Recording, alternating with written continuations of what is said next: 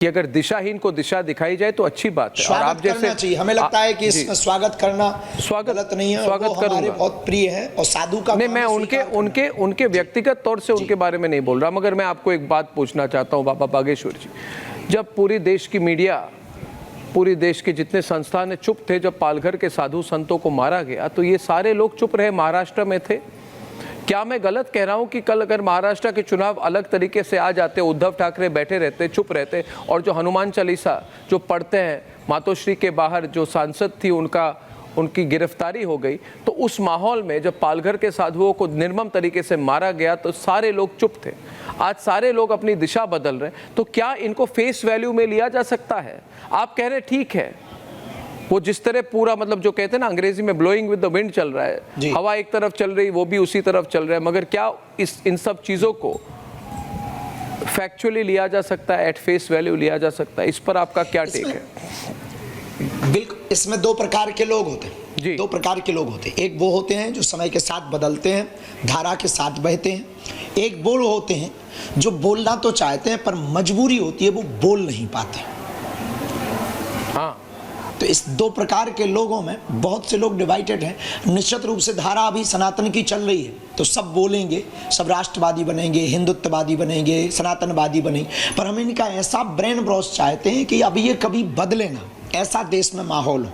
इसीलिए हम हिंदू एकता करना चाहते हैं, ताकि ये कल के दिन अपना अभिनय ना बदल दें, कल के दिन अपना गिरगिट जैसा रंग ना बदल दें। और इनके पर्सनल विषय में हम संजय दत्त जी के बारे में बहुत जितना हमने जाना उतना कह सकते हैं कि ये हमारे बहुत प्रिय हैं, भाई हैं, सनातन के प्रति और महादेव के प्रति आस्था और निष्ठा है, ये कर्मकांड आदि में कर। बाकी सबके बारे में भी ये कह सकते हैं कि अगर वो आए तो भगवान राम ने विभीषण को स्वीकार किया था, हम भी स्वीकार कर सकते हैं। हम तो इस देश के कन्वर्टेड मुसलमानों को भी बुला रहे हैं आपके चैनल के माध्यम से। तो एक और सवाल है कि ये सनातन धर्म तो हमारा हजारों साल से है, सदियों से है, और ये हमारे देश में मैंने देखा कि पिछले कई दिनों में जो फ्रस्ट्रेटेड लोग हैं वो कह रहे हैं सनातन को मिटाने की कोशिश होनी चाहिए, सनातन को मिटाने की कोशिश करिए।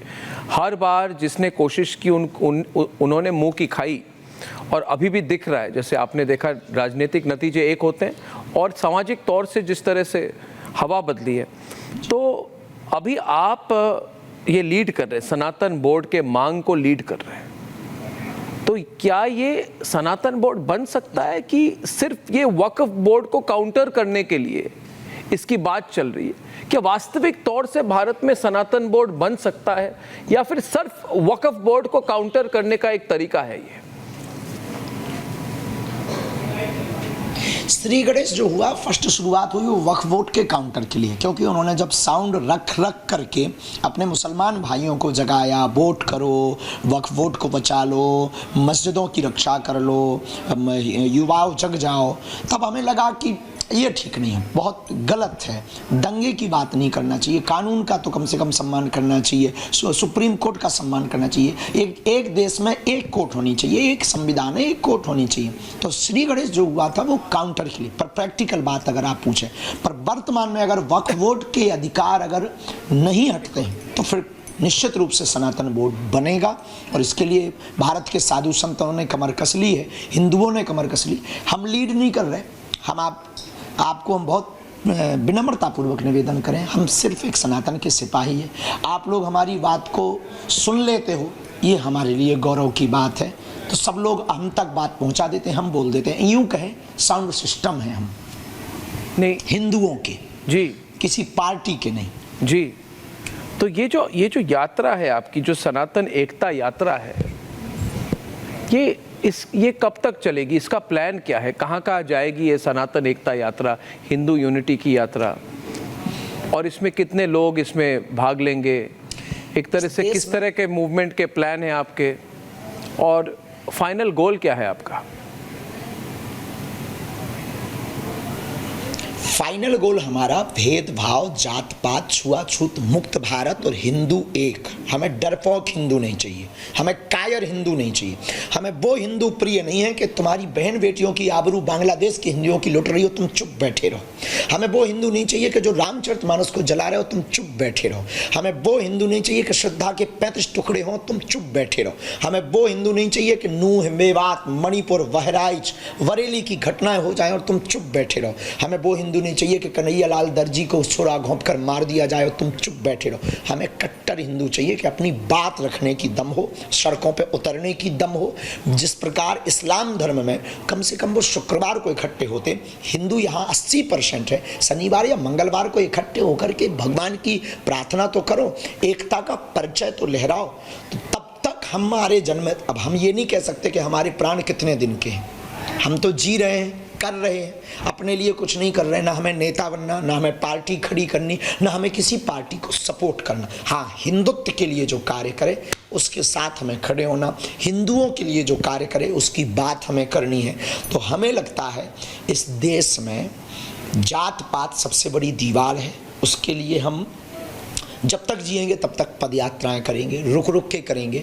फाइनेंशियली दिक्कत होती है, 50,000 लोगों का भंडारा करवाना, उनकी चाय की व्यवस्था, रुकने की व्यवस्था, गद्दे लेना, बसें लगाना, मेडिकल टीम लगवाना, बहुत झंझट होते। कहना और दिखना बहुत सरल है, उसको करना बड़ा कठिन होता है। तो उसके लिए हमें व्यवस्थाएं जुटानी पड़ती हैं और सबसे ज़्यादा सोया हुआ हिंदू समाज है।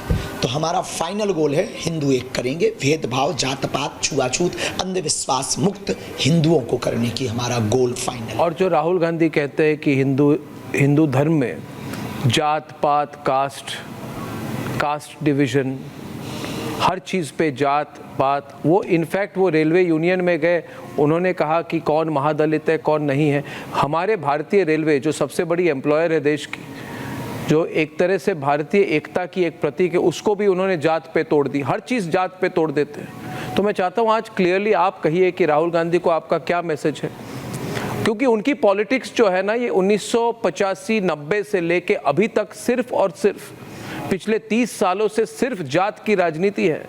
आप जो बात कर रहे हैं उनका सफाया हो जाएगा, पूरी कास्ट पॉलिटिक्स बदल जाएगी। समाजवादी पार्टी का क्या होगा, लालू प्रसाद यादव की पॉलिटिक्स का क्या होगा। राहुल गांधी तो कास्ट सेंसस को छोड़ के किसी चीज की बात नहीं करते, तो उसका क्या होगा।